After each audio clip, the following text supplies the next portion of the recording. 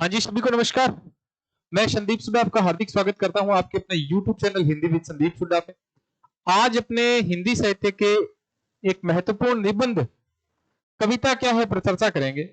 ये जो निबंध है ये आपके लिए इस वजह से भी महत्वपूर्ण हो जाता है कि स्कूल में कहता है हिंदी में ये सिलेबस में लग रहा है, मूल सिलेबस में।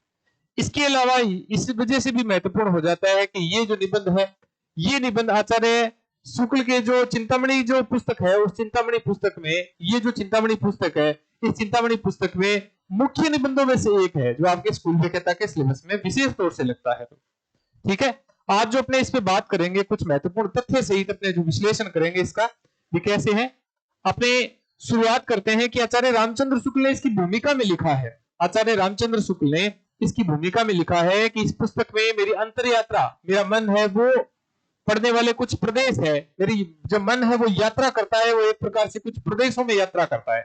यात्रा के लिए निकलती रही है बुद्धि हृदय को भी साथ लेकर। ये प्रश्न बहुत बार आया हुआ है भाई, ये प्रश्न है, ये बहुत बार आया हुआ है, बहुत बार आया हुआ है ये प्रश्न कि यात्रा के लिए निकलती है बुद्धि पर हृदय को भी साथ लेके। ये किसने कहा है? ये आचार्य रामचंद्र शुक्ल ने कहा है। किसमें कहा है? ये चिंतामणि निबंध में कहा है। ठीक है ना, तो पुस्तक है ना चिंतामणि, उसमें कहा है अपना रास्ता निकालती हुई बुद्धि जहां कहीं मार्मिक या भावाकर्षक स्थलों पर पहुंचती है वहां हृदय थोड़ा बहुत रमता अपनी प्रवृत्ति के अनुसार कुछ कहता गया है। जो अपना हृदय है ना वो घूमता हुआ कहीं ना कहीं कुछ कहता हुआ गया है। इस प्रकार यात्रा के श्रम का परिहार होता रहा। श्रम मतलब मेहनत का, परिहार मतलब छोड़ना। ठीक है ना, बुद्धि पंथ पर, बुद्धि रूपी रास्ते पर है, हृदय भी अपने लिए कुछ न कुछ पाता रहा है। बुद्धि रूपी रास्ते पर हृदय है, उसको भी कुछ न कुछ मिला है। बस इतना ही निवेदन करके इस बात का निर्णय मैं विज्ञ पाठकों पर छोड़ता हूं, अपने विद्वान पाठकों पर छोड़ता हूं कि ये निबंध विषय प्रधान है, ये व्यक्ति प्रधान है। विषय को प्रधान लेके रख के ये निबंध लिखे गए हैं या फिर किसको प्रदान करके? व्यक्ति को प्रदान करके निबंध लिखे गए। ये प्रकाशित हुआ था, ये काशी से संबंधित 2 फरवरी 1939 ईस्वी को उन्होंने ये बात लिखी थी। ठीक है ना, ये बात लिखी थी। अब अपने शुरू करते हैं आचार्य शुक्ल का जो कविता क्या है निबंध।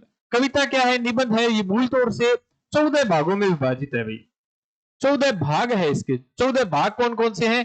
तो इसमें जैसे पहला भाग है कविता क्या है, दूसरा इसका भाग है वो है सभ्यता के आवरण और कविता, तो तीसरा भाग है वो है कविता और सृष्टि प्रसार, चौथा भाग है वो है मार्मिक तथ्य, पांचवा भाग है वो है काव्य और व्यवहार, जो छठा भाग है वो है मनुष्यता की उच्च भूमि, इंसानियत की उच्च भूमि, सातवां भाग है वो है भावना या कल्पना, आठवां भाग है वो है मनोरंजन, 10वां भाग सॉरी 9वां भाग सौंदर्य, 10वां भाग चमत्कारवाद, 11वां भाग कविता की भाषा, 12वां भाग अलंकार, 13वां भाग कविता पर अत्याचार और 14वां जो भाग है वो है कविता की आवश्यकता क्यों है। अपने जो साहित्य पढ़ते हैं उसमें कई बार अपने नाटक भी पढ़ते हैं, उपन्यास भी पढ़ते हैं, निबंध भी पढ़ते हैं, आलोचना भी पढ़ते हैं, लेकिन कविता जब पढ़ते हैं तो वो हमें अलग ढंग की क्यों लगती है? कविता हम क्यों पढ़ते हैं? ये आचार्य रामचंद्र शुक्ल ने कहा है कि अगर आप निबंध पढ़ लोगे, आप उपन्यास पढ़ लोगे, आप कहानी पढ़ लोगे, तो एक बार पढ़ लोगे तो दोबारा पढ़ने की जरूरत नहीं पड़ेगी। लेकिन अगर आपने कविता पढ़ ली, जिस भाव से आपने पढ़ी है, अगर दूसरी बार पढ़ोगे, अगर कोई अलग भाव होगा तो आपको अलग भावी ग्रहण होगा, अलग भाव महसूस होगा। कविता हर बार नई नई लगती है, कविता में विचार है वो नए नए लगते हैं, उनकी विषय वस्तु है वो भी अपने को नई लगती है, अपनी सी लगती है विषय वस्तु है वो। ठीक है, जैसा भाव मन में होगा वैसी कविता अपने को लगेगी। वीरस की कविता अपने श्रृंगार भाव में पढ़ेंगे तो भी वो श्रृंगार रस की सी लग सकती है अपने को। कविता का ये गुण है, कविता जितनी बार पढ़ेंगे ना उतनी बार अपने को नहीं लगेगी। साहित्य और बाकी जो गद्य विधा है वो एक बार पढ़ लेंगे, दूसरी बार पढ़ेंगे तो पता लग जाएगा इसके बाद ये होगा, इसके बाद ये घटनाक्रम होगा, इसके बाद में ये घटनाक्रम हो जाएगा। तो वो अपने कविता इस वजह से महत्वपूर्ण है। अब अपने बात करेंगे आचार्य रामचंद्र शुक्ल के अनुसार कविता क्या है। तो इसका जो पहला भाग है वो है कविता क्या है। कविता क्या है, निबंध का जो पहला भाग है वो किस नाम से है? तो वो किस नाम से है? कविता क्या है नाम से है। ठीक है, कविता क्या है। इसमें कहा गया है आचार्य शुक्ल द्वारा कि मनुष्य अपने भावों, विचारों और व्यापारों के लिए दूसरों के भावों, विचारों और व्यापारों के साथ कहीं मिलता और कहीं लड़ाता हुआ अंत तक चला चलता है, अर्थात अपने विचारों को दूसरे के विचारों से मिलाता चलता है। इसी को जीना कहते हैं। अपने विचार दूसरे विचारों से मिलाएंगे, लड़ाएंगे, तो उसे क्या कहेंगे? हम जीना कहेंगे। ये पहला प्रश्न तो यही बन गया। आचार्य शुक्ल के अनुसार जीना किसे कहा गया है? ठीक है, जीना किसे कहा गया है? अपने विचारों को दूसरे के विचारों से लड़ाना या मिलाना। जिस अनंत रूपात्मक क्षेत्र में यह व्यवसाय चलता रहता है उसका नाम है जगत। जिसमें यह व्यवसाय चलता है उसे क्या कहा जाता है? संसार। जब तक कोई अपनी पृथक सत्ता की भावना को ऊपर किए इस क्षेत्र के नाना रूपों और व्यापारों को अपने योग, क्षेम, हानि, लाभ, सुख, दुख आदि से संबंध करके देखता रहता है, तब तक उसका हृदय एक प्रकार से बंद रहता है, बंधा रहता है।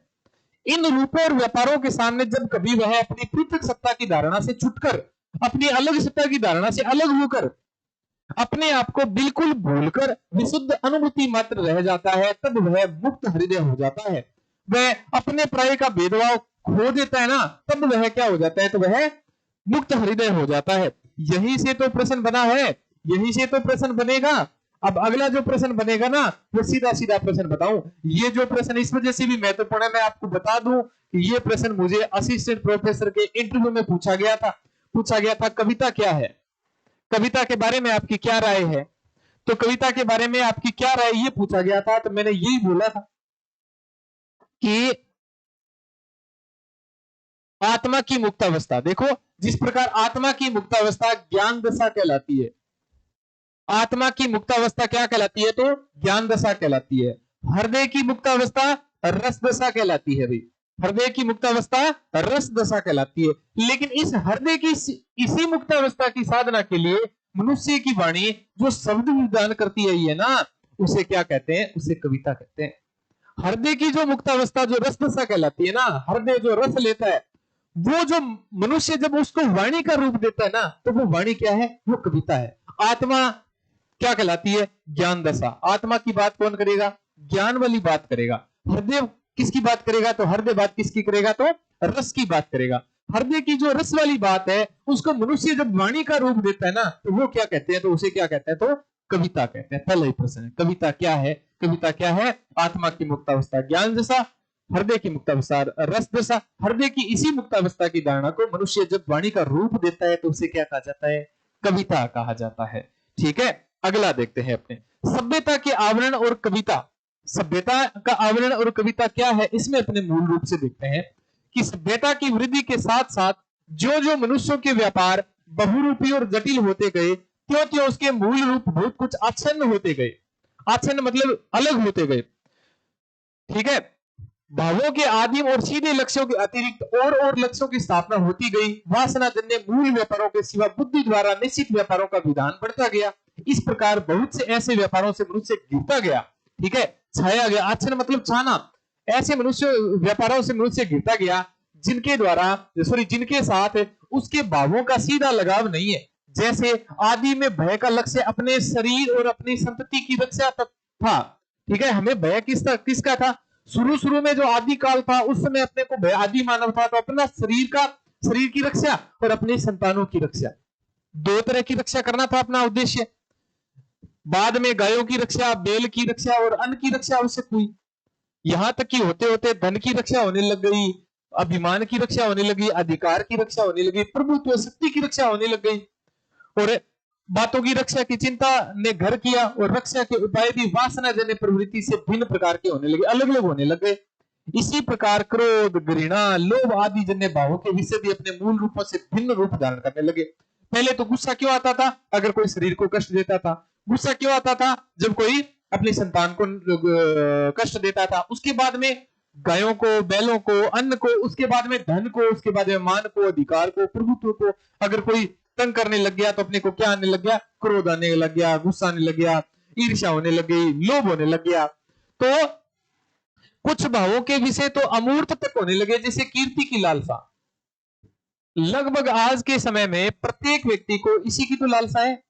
एक तो पैसे की लालसा और दूसरी कौन सी है? तो कीर्ति की लालसा, यश की लालसा। ऐसे भावों को ही बौद्ध धर्म में अरूप राग कहा जाता है। पेपर में सीधा सीधा प्रश्न यहां से बन सकता है भाई, ऐसे भावों को, जो कीर्ति की लालसा है, ऐसे भावों को बौद्ध धर्म में किस नाम से जाना जाता है? किस नाम से जाना जाता है भाई? अरूप राग से जाना जाता है। किस नाम से जाना जाता है? अरूप राग से जाना जाता है। किस नाम से जाना जाता है? अरूप राग से जाना जाता है।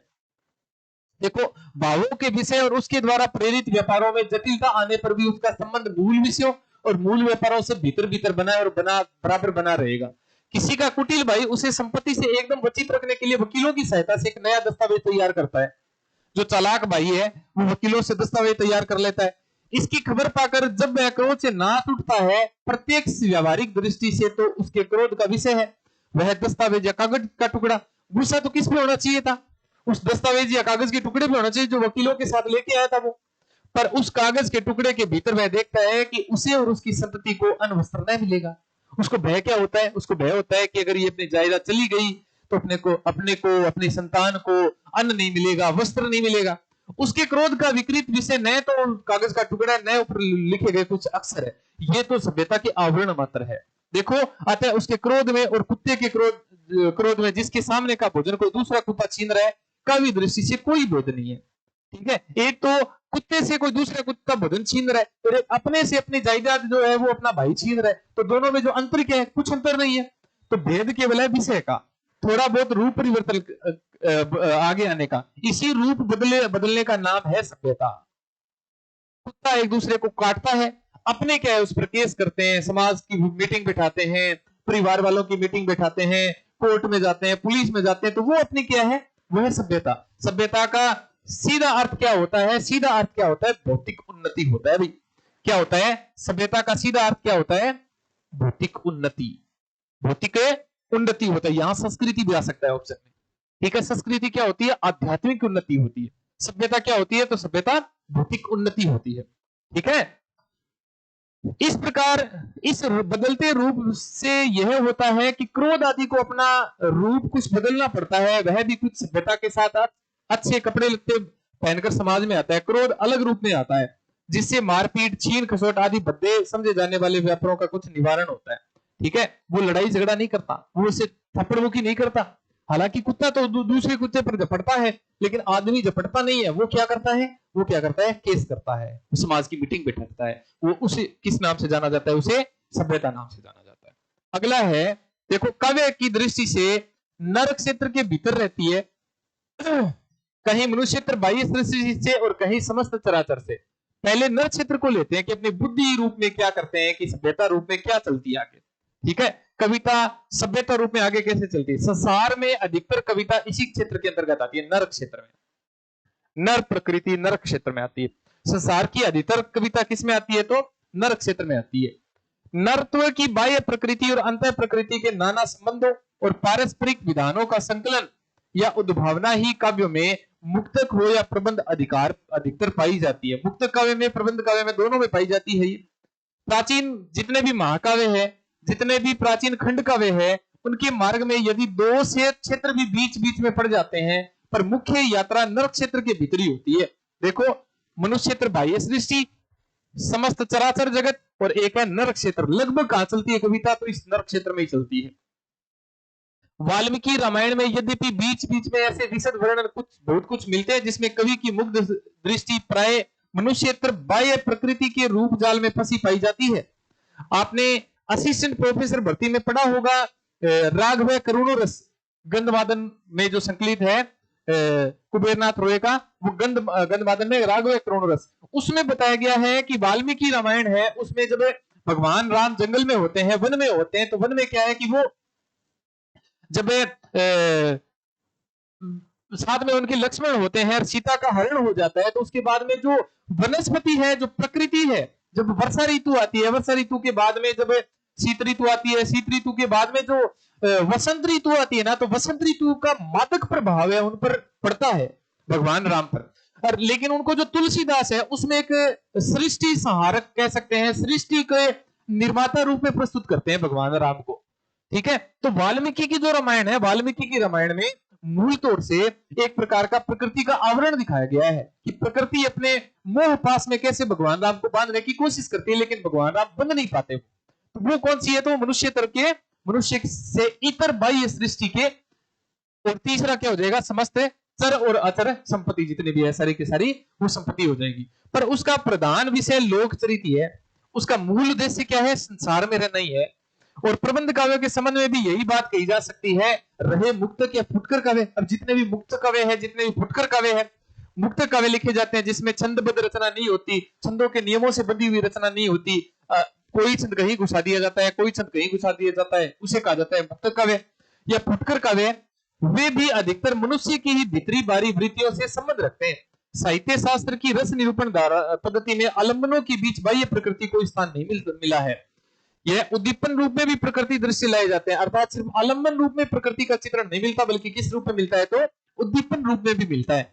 सामान्य तौर पे समझो कि अपने काव्य है वो नर क्षेत्र होता है, मनुष्य से इतर बाह्य सृष्टि होती है, और समस्त चर और अचर संपत्ति होती है, चर और अचल संपत्ति होती है। ठीक है। अब देखो, मनुष्यों के रूप, व्यापार, मनोवृत्तियों के सादृश्य, साधर्म्य की दृष्टि से जो प्राकृतिक वस्तु, व्यापार आदि लाए जाते हैं, उनका स्थान भी गौण ही समझना चाहिए। वे नर संबंधी भावना को तीव्र करने के लिए रखते हैं। मुख्य बात क्या होगी? नर प्रकृति, नर संबंधी। जैसे आपने पढ़ा होगा ना, भारतेंदु हरिश्चंद्र कौन सी प्रकृति के थे?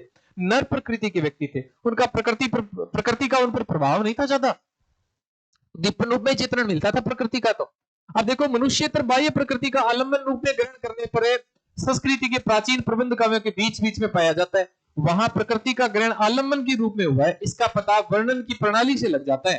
पहले क्या है कि किसी भी वर्णन में आई हुई वस्तुओं का मन में ग्रहण दो प्रकार से होता है, एक तो बिंब ग्रहण और एक अर्थ ग्रहण। बिंब का मतलब चित्र। अपने कविता पढ़ते हैं तो कविता किस रूप में ग्रहण की जाती है, ऐसे याद कर लो, ये प्रश्न बन रहा है। कविता कैसे याद की जाती है? एक तो उसका बिंब ग्रहण होता है, जैसे अपने पतंग कविता पढ़ते हैं, ठीक है ना, हिंदी साहित्य की 12वीं क्लास में जो कविता लगती है पतंग कविता। और एक अलग कविता अगर कोई पढ़ते हैं तो उसमें अपने क्या ग्रहण करना पड़ेगा? तो उसमें अर्थ ग्रहण भी करना पड़ेगा। पतंग कविता में अर्थ ग्रहण करने की जरूरत नहीं है, सीधा बिंब ही आ जाता है। ठीक है। कई ऐसी कविताएं होती है जिनमें बिंब न करके अर्थ भी ग्रहण करना पड़ता है। जैसे अर्थ ग्रहण से संबंधित कविता बताऊंगा आपको, तो मुक्तिबोध की कविताएं हैं, कठिन कठिन कविताएं हैं। ठीक है। केशव की कविताएं हैं।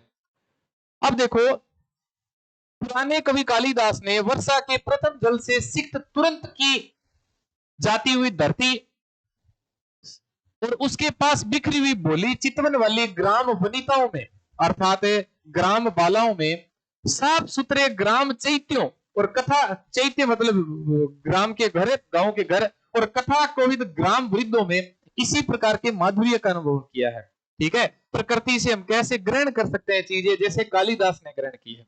कालिदास ने कैसे ग्रहण किए? कालिदास ने गांव में जो प्रकृति चित्रण मिलता था, औरतों में जो प्रकृति चित्रण मिलता था, जो वहां की संस्कृति में प्रकृति चित्रण मिलता था, वहां की झोपड़ियों में प्रकृति चित्रण मिलता था, वहां के बूढ़े लोगों में जो प्रकृति चित्रण मिलता था, प्रकृति का कैसा रूप मिलता था, उनको उन्होंने प्रकट किया है। और अपने पढ़ते हैं तो ऐसे लगता है जैसे अपने सामने हो रहा है, वो प्रकृति चित्रण अपने सामने, वो प्रकृति की बातें हैं।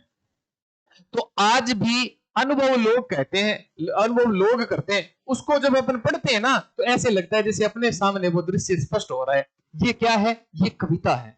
क्या है ये कविता है। तो बाल्य या कौमार अवस्था में जिस पेड़ के नीचे हम अपनी मंडली के साथ बैठा करते थे, अब देखो अपने कॉलेज में पढ़ते थे, कॉलेज के सामने कोई एक टपरी हुआ करती थी, कोई एक ठेला हुआ करता था, वहां कोई टॉफी वगैरह, कोई च्युइंगम वगैरह, कोई कह सकते हैं चॉकलेट वगैरह कुछ खा लिया करते थे। तो वो सामान्य दुकान हुआ करती थी, टूटी फूटी, इतनी अब आज कल की दुकानों की तरह सजी हुई दुकान नहीं है। लेकिन जब आज हम उस दुकान से आगे से निकलते हैं, जब अपन दोस्त बैठे हुए होते हैं और उस दुकान को याद करते हैं, उस खोखे को, उस ठेले को याद करते हैं, उस टपरी को याद करते हैं, तो कितना अच्छा अनुभव होता है। वो जो अनुभव होता है ना, वो एक प्रकार की क्या है? वो कविता है। वो क्या है? कविता है। तो कविता क्या है? वो जो अनुभव है ना, जो अपने अंदर अपन अनुभव कर रहे हैं उसको, वो क्या है? तो वो कविता है। उसमें कोई बूढ़ा सा व्यक्ति बैठा हुआ होता था, ताऊ बोलते थे उसको, बाबा बोलते थे उसको, वो कई बार उधार दे दिया करता था, कई बार उधार नहीं दे दिया करता था, हम उसको बुरा भला कहते थे। लेकिन आज उनकी बातों को जो याद करते हैं ना, तो याद करते हुए बड़ा अच्छा अनुभव होता है। तो अच्छा अनुभव होता है, वो क्या है? तो वो कविता है। क्या है वो कविता है। तो देखो, ये कविता है। ये जो बूढ़ी औरत है, बूढ़ी औरत झोपड़ी के किनारे रहती है, अपने को डांटती है, इसको मैंने प्रतीक रूप में सीधा उसे तपरी वाले से जोड़ दिया, झोपड़ी वाले से जोड़ दिया। आगे देखो, ठीक है, आगे देखो मार्मिक तथ्य क्या है। मनुष्यतर प्रकृति के बीच रूप व्यापार कुछ भीतरी भावों या तथ्यों की भी व्यंजना करते हैं। पशु व्यापार के सुख, हर्ष, विषाद, राग, द्वेष, तोष मतलब खुशी, क्षोभ मतलब दुख, या क्रोध, कृपा, क्रोध आदि भावों की व्यंजना जो उनकी आकृति, चेष्टा, शब्द आदि से होती है, वह तो प्राय प्रत्यक्ष होती है। कवियों को उन पर अपने भावों का आरोप करने की आवश्यकता प्राय नहीं होती, वो तो अपने आप प्रकट हो जाती है। तथ्यों का आरोप या संभावना अलबत्ता वे कभी कभी किया करते हैं, आरोप भी करते हैं, पर इस प्रकार का आरोप कभी कभी कथन को काव्य के क्षेत्र से घसीट कर क्या बना देता है, सूक्ति बना देता है, या फिर क्या बना देता है, सुभाषित के क्षेत्र में डाल देता है। जैसे कौवे सवेरा होने पर क्यों चिल्लाने लगते हैं, अपने ऐसे सोचते हैं कि कौवे चिल्ला रहे हैं ना, तो कोई आदमी ऐसे कहता है कि कौवे इस वजह से चिल्ला रहे हैं क्योंकि अंधेरा होता है ना, तो अंधेरा भी काला होता है और जो कौवे होते हैं वो भी काले होते हैं। अरे जब अंधेरे से उजाला होने लगता है ना, तो कौवों को ऐसा लगता है जैसे सूरज आ रहा है, ये अंधेरे को कम कर रहा है, इस वजह से कौवे क्या कर रहे हैं, चिल्ला रहे हैं। बोलो, जिसने जो कल्पना की वो कल्पना क्या है, वो कल्पना कविता है। वो कल्पना क्या है, वो कल्पना कविता है, ठीक है ना।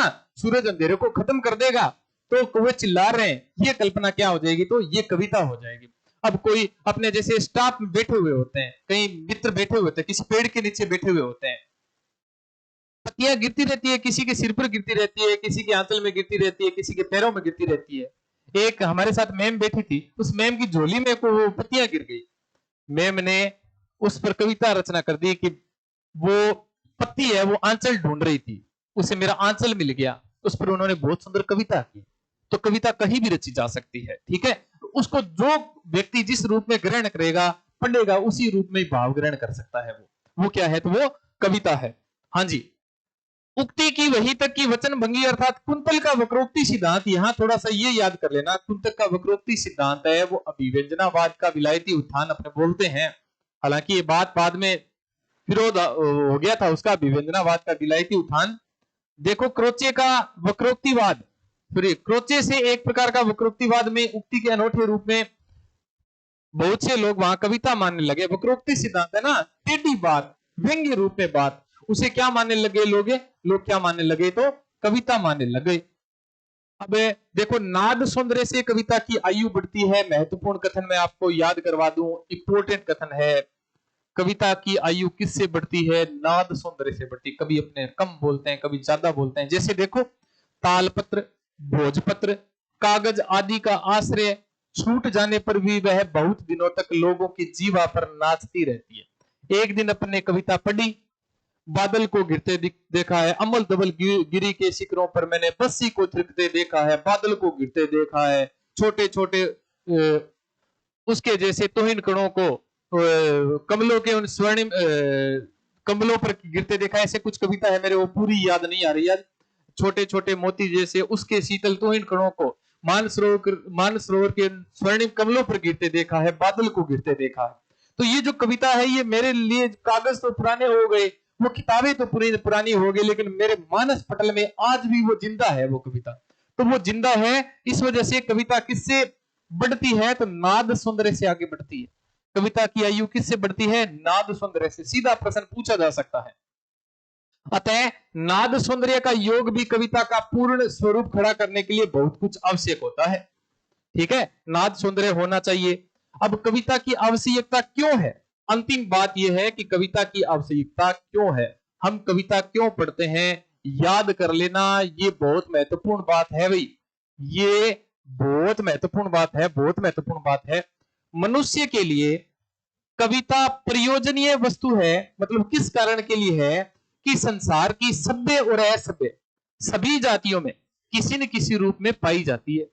कविता सभ्य जातियों में भी पाई जाती है, असभ्य जातियों में भी पाई जाती है, किसी न किसी रूप में पाई जाती है। सत्य असत्य कथन में आ सकता है, चाहे इतिहास न हो, विज्ञान न हो, दर्शन न हो, पर कविता का प्रचार अवश्य रहेगा। इतिहास खत्म हो जाएगा, विज्ञान खत्म हो जाएगा, दर्शन खत्म हो जाएगा, लेकिन कविता कभी भी खत्म नहीं होगी, साहित्य कभी भी खत्म नहीं होगा। बात यह है कि मनुष्य अपने ही व्यापारों का ऐसा सघन और जटिल मंडल बांधता चला आ रहा है जिसके भीतर बंद बंद वह शेष सृष्टि के साथ अपने हृदय का संबंध भूलता सा जा रहा है। इस परिस्थिति में मनुष्य को अपनी मनुष्यता खोने का डर बराबर रहता है कि संसार से अलग हट रहा है तो मनुष्य से मनुष्यता हट रही है। इसी की अंत प्रकृति में मनुष्यता को समय समय पर जगाते रहने के लिए कविता ही मनुष्य जाति के साथ लगी चली आ रही है। इंसान की इंसानियत को जगाने का काम कौन करती है? कौन करती है भाई? कौन करती है? याद कर लेना, कविता करती है। ठीक है, सभ्य असभ्य सब जातियों में अगर कोई जगाने का काम करती है ना, इंसान को जगाने का काम करती है, तो कौन करती है? कविता करती है। और देखो, इसी की अंत प्रकृति में मनुष्यता को समय समय पर जगाते रहने के लिए कविता मनुष्य जाति के साथ लगी चली आ रही है और चली चलेगी। जानवरों को इसकी जरूरत नहीं, जानवर कविता नहीं समझ सकते, कविता नहीं पढ़ सकते। आदमी जब तक जिंदा है, आदमी जब तक है, आदमी जब तक है, तब तक क्या रहेगी? तब तक क्या रहेगी? जब तक सूरज चांद रहेगा, जब तक सूरज चांद रहेगा क्या रहेगी? तब तक कविता जिंदा रहेगी। जब तक आदमी जिंदा रहेगा, जब तक चांद सूरज रहेंगे, जब तक सूरज चांद रहेगा, कविता तेरा नाम रहेगा। जब तक सूरज चांद रहेगा, कविता तेरा नाम रहेगा। ये कहते हुए कविता क्या है निबंध को लगभग अपने कंप्लीट करते हैं। अगले वीडियो में इससे संबंधित कुछ मैं एमसीक्यूज लेके आऊंगा कविता से संबंधित, ठीक है ना। कविता क्या है, उस कविता से निबंध से संबंधित कुछ एमसीक्यूज लेके आऊंगा जो आपके लिए कुछ महत्वपूर्ण होंगे। और मिलते हैं अगली क्लास में इनके एमसीक्यूज के साथ में। आपको ये वीडियो कैसा लगा जरूर कमेंट बॉक्स में बताइएगा। इससे पहले आपने कविता क्या निबंध पढ़ा, आज जो निबंध पढ़ोगे इसके बाद में अगर एक सरसरी नजर से देखोगे तो निबंध कैसे लगेगा, अपने अनुभव है ये हमें कमेंट बॉक्स में जरूर साझा करना भाई। धन्यवाद, मिलते हैं अगले वीडियो में।